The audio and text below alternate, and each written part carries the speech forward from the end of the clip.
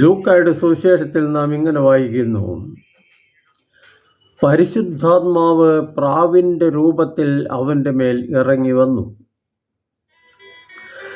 സ്വർഗത്തിൽ നിന്ന് ഒരു സ്വരവും ഉണ്ടായി: നീ എൻ്റെ പ്രിയപുത്രൻ, നിന്നിൽ ഞാൻ പ്രസാദിച്ചിരിക്കുന്നു.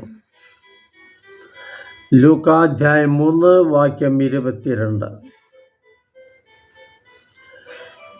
യേശുവിൻ്റെ ജ്ഞാനസ്നാന സമയത്ത് നടന്ന സംഭവമാണ് ലൂക്ക വിവരിക്കുന്നത്. പരിശുദ്ധ തൃത്വത്തിൻ്റെ പിതാവും പുത്രനും പരിശുദ്ധാത്മാവുമായ ത്രിയേക ദൈവത്തിൻ്റെ സാന്നിധ്യം അവിടെ വിവരിക്കപ്പെടുകയാണ്. യേശു തനിച്ചല്ല. യേശു പലപ്പോഴും പറഞ്ഞിരുന്നത് തന്നെയാണത്: ഞാൻ ഒരിക്കലും തനിച്ചല്ല, എന്നെ അയച്ച എൻ്റെ പിതാവ് എൻ്റെ കൂടെയുണ്ട്.